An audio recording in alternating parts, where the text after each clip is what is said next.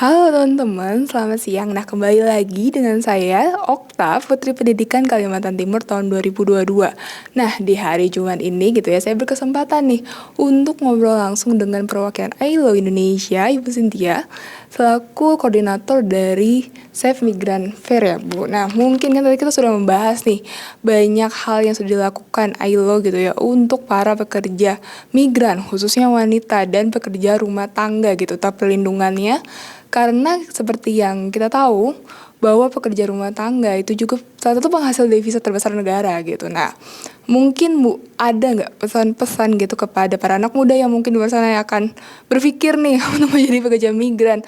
Apa sih yang harus mereka siapkan dan bagaimana ketika mereka menghadapi kendala ke depannya gitu?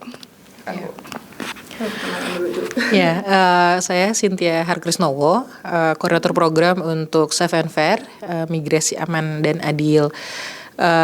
Sebelumnya terima kasih banyak sudah berdiskusi, nggak hanya main ya, berdiskusi hal yang sangat penting untuk kita semua terkait dengan perlindungan pekerja migran. Nah, langsung ke beberapa pesan tadi ya. Jadi setelah kita diskusi cukup lama terkait apa saja yang sudah dilakukan oleh kantor ILO Indonesia bekerja sama dengan pemerintah Indonesia dan berbagai pihak, ada beberapa pesan untuk anak muda. Yang pertama adalah kalau mau bekerja ke luar negeri, yang jelas mendapatkan informasi resmi. Informasi resmi itu berarti informasi dari bisa kementerian, dari pemerintah. Jadi pastikan website atau informasinya itu tercantum di website pemerintah gitu. Pemerintah udah punya beberapa aplikasi ya.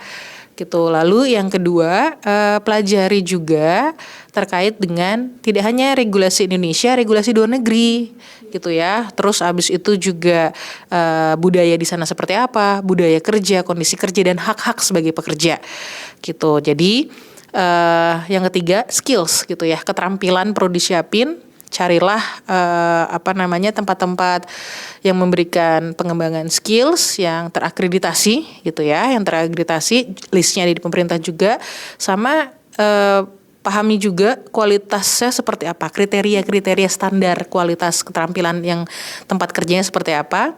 Dan mungkin yang terpenting juga jika terjadi masalah ya, biasanya yang teman-teman sangat membutuhkan kalau sudah bekerja itu ketika terjadi masalah, apa saja lembaga pemerintah gitu ya atau non pemerintah resmi yang memberikan layanan-layanan untuk bantuan-bantuan informasi, pengaduan kasus dan sebagainya. Jadi perlu penting juga untuk teman-teman pelajari. Tapi yang terpenting carilah informasi yang resmi dan otoritatif gitu. Nah, itu pesan untuk anak muda. Nah, ada tambahan sedikit nih terkait dengan bagaimana kita juga mengkampanyekan perlindungan terhadap pekerja migran, khususnya pekerja rumah tangga.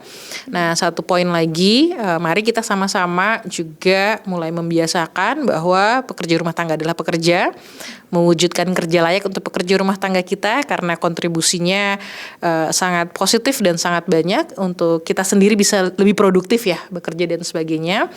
Lalu yang terakhir mengingatkan juga pesan Direktur Jenderal ILO pada Hari Pekerja Rumah Tangga, tidak ada keadilan sosial tanpa kerja layak untuk pekerja rumah tangga. Jadi mari sama-sama kita mewujudkan kerja layak untuk pekerja rumah tangga migran. Mungkin itu. Terima kasih. Jadi ingat ya teman-teman, jadi bukan kata pembantu lagi atau asisten rumah tangga, tapi pekerja rumah tangga. Karena kalau tidak ada mereka gitu ya, pasti kita kesulitan juga nih. Misalnya kita harus bekerja, kita harus mengurus rumah. Nah, dengan adanya mereka, hadirnya mereka gitu tuh bantu kita untuk bisa mengerjakan yang lebih optimal gitu ya gitu.